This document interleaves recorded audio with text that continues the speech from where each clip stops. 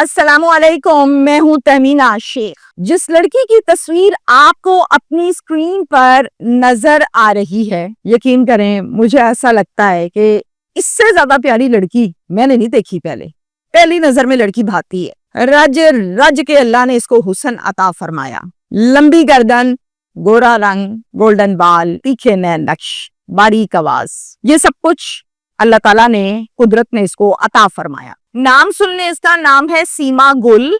और सीमा गुल जो है, इसको जाना जाता है, इसकी पहचान है अलमारूफ साइको अरबाब के नाम से। सबसे बड़ी खबर सीमा गुल इसके मुतल्लिक ये है कि इसको बड़ी ही बेदर्दी के साथ मौत के घाट उतार दिया गया है। अब इसकी पहले की तस्वीर भी मेरे पास हैं और इसकी लाश की तस्वीर भी मेरे पास मौजूद है। मैं खोलूं लाश की तस्वीर, फिर मैं खोलूं जिंदा की तस्वीर। अब मैं मैच कर रही हूँ वो सीमा। ये इतनी हालत बिगड़ी हुई है कि पहचान नहीं हो पा रही कि सीमा की ये हालत है। ये पिक्चर्स जो मेरे पास आई हैं, मैं पॉलिसी की वजह से, वीडियोस भी हैं वैसे तो मैं आपको दिखा नहीं सकती, शेयर नहीं कर सकती, लेकिन इसके बावजूद मैं आपको ये बताऊं कि यकीन करें, मुझे इस पर यकीन कोई नहीं आ रहा था। ये मौत कैसे वाकया हुई, ये लाश कहाँ पड़ी थी, इतनी खूबसूरत लड़की को क्यों कत्ल कर दिया, क्या कोई दुश्मनी थी या हसद इसकी वजह बना। अच्छा, इस कत्ल के हवाले से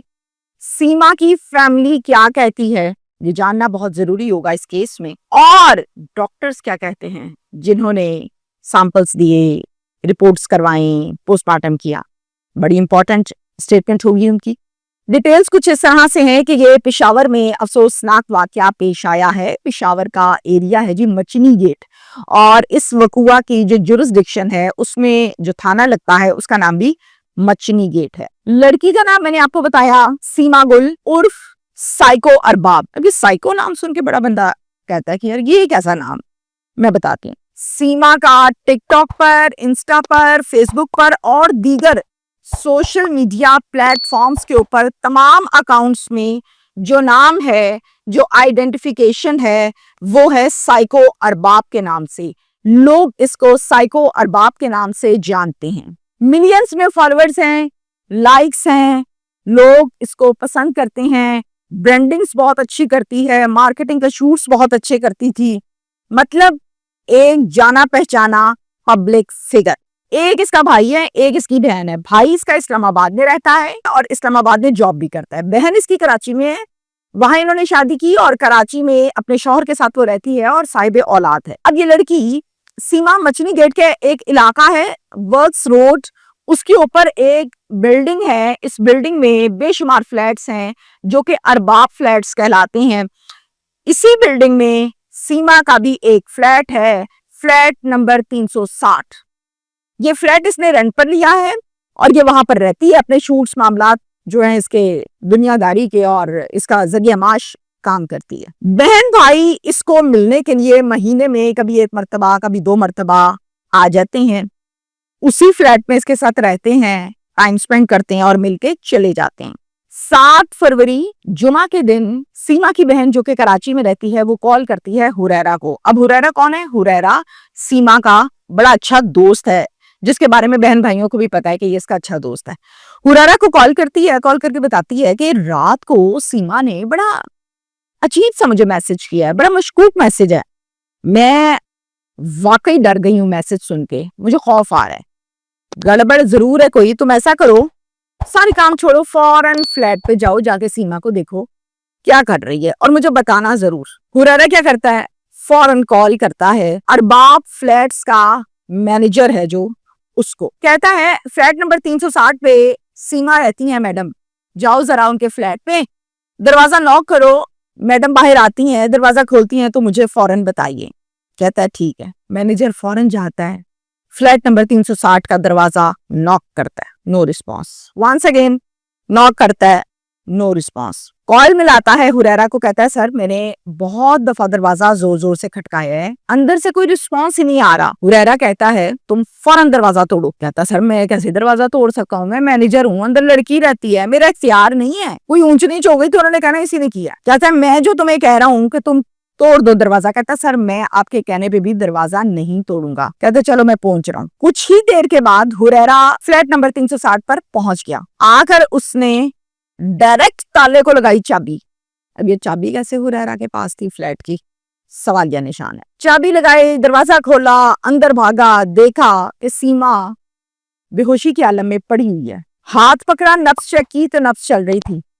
नाक के पास आके सांसों को चेक किया तो वो उखड़ी उखड़ी सी थी, तसलसल नहीं था सांसों में। इमरजेंसी फौरन हॉस्पिटल लेकर गए एम्बुलेंस में और ले जाकर डॉक्टर्स को बताया कि ये देखें जी इसको क्या हो गया। डॉक्टर्स ने भी ट्रीटमेंट किया इनिशियली तौर पर, लेकिन कुछ ही देर के बाद सीमा की मौत हॉस्पिटल में वाकया हो गई। डॉक्टर्स ने वहीं पर खड़े होकर पुलिस चौकी को कॉल की, क्योंकि ये पुलिस केस था। हर अस्पताल में एक चौकी होती है और चौकी की नफरी फौरन विद इन फ्यू मिनट्स आ जाती है, बल्कि ज्यादातर वो हॉस्पिटल के अंदर इमरजेंसी में मौजूद होते हैं क्योंकि केसेस बहुत आ रहे होते हैं।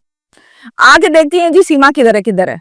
देखते हैं कि सीमा की हो चुकी है। अब इसको थाना लगता है मचनी गेट। मचनी गेट थाने की नफरी भी वहां आ जाती है, चौकी के लोग भी वहां पर आए हुए हैं।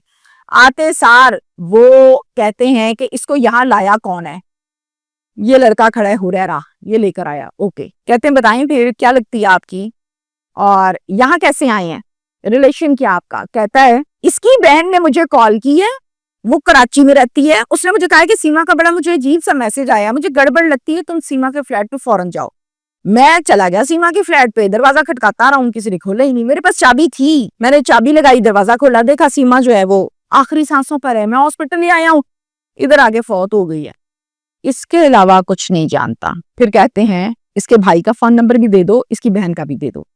भाई को भी पुलिस ने कॉल की, बहन को भी पुलिस ने कॉल की। ये लोग फौरन से फ्लाइट लेकर पहुंच गए अस्पताल और अस्पताल में आके सीमा को देखा तो ज़ारो कतार होने लगे। अब वहां पे खड़े लोग जो हैं वो पूछ रहे हैं, पुलिस पूछती है इसके भाई से, इसकी बहन से, क्या चक्कर लगता है आपको, क्या मामला लगता है। कहते हैं ये एक बड़ी मशहूर टिकटॉकर रही है, बड़ी प्यारी खूबसूरत थी। अब जो आपको नजर आ रही है ये ऐसी नहीं है। इसके मिलियंस में फॉलोअर्स हैं, जब कभी बाहर निकलती थी लोग उसके साथ सेल्फीज लेते थे। आप ये कह सकते हैं कि पब्लिक फिगर है। हम तो खुद बहुत मुतासिर थे इससे कि यार तुम्हें लोग बहुत पसंद करते हैं। हमारी तो कोई दुश्मनी नहीं किसी से, हमारा कोई लेन देन नहीं किसी से, इस लड़की का किसी के साथ कोई चक्कर नहीं, कोई मामला नहीं है। हमें तो समझ ही नहीं आ रही है कि हमारी सीमा को हुआ क्या, इसकी मौत कैसे वाकया हो गई, बन क्या गया हमारे साथ बैठे बैठाए। फिर पुलिस अपना काम करती है, सैंपल्स इकट्ठे करती है, पोस्टमार्टम के लिए लाश देती है डॉक्टर्स को और कहती है कि जल्द से जल्द हमें रिपोर्ट्स इसकी मुहैया की जाएं। इन तमाम फॉर्मेलिटीज के बाद इस पर काम होता है और काम के बाद फिर लाश को फैमिली के हवाले पुलिस कर देती है। हॉस्पिटल का प्रोसीजर इतना ही है। लाश लेते हैं घर वाले, घर वालों में कौन है, एक बहन और एक भाई, सवात चले जाते हैं। सवात इसलिए जाते हैं कि सवात इनका आबाई एरिया है और सवात में इनकी बरादरी, रिश्तेदार, खानदान सब वहां रहते हैं।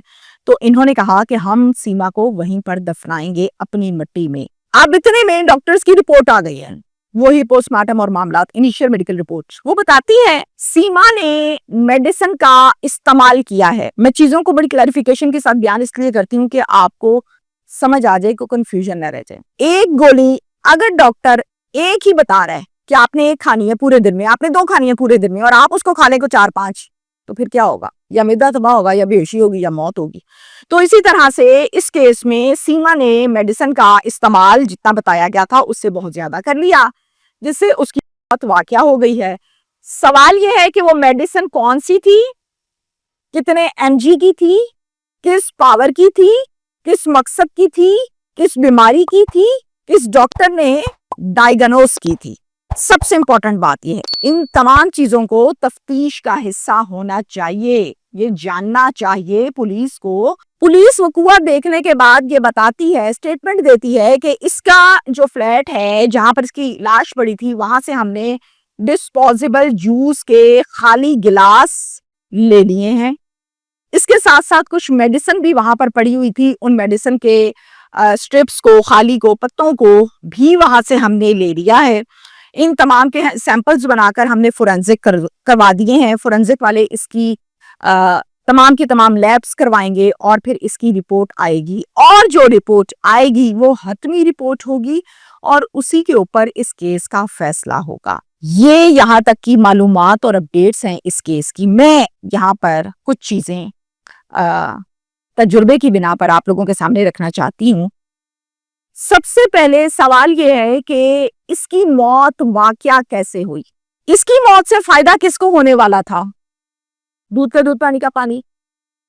और इसकी मौत से पहले की सीडीआर बता देगी कि कौन रास्ते में था, लंबी कॉलिंग किससे थी, क्या किसी से दिल का ताल्लुक था, इमोशनल अटैचमेंट थी, मोहब्बत प्यार का ताल्लुक था, कोई डिप्रेस होके या मोहब्बत में धोखा खा के तो नहीं ये काम कर बैठी, या वाकई गलती से ये काम हुआ है, या बहुत से मसाइल आजकल चल रहे हैं, बहुत से केसेस आते हैं जिसको हम लोग रिपोर्ट भी करते हैं, टीम मेरी रिपोर्ट करती है, आप लोगों के सामने रखते हैं। तो ये तमाम चीजें जो है क्लियर करनी है पुलिस ने, और मुझे नहीं लगता ये बहुत कोई लंबा चौड़ा केस है, थोड़ा सा काम पुलिस करे, दस्ती पता चलता है, करे तो पता चलेगा। Thank you.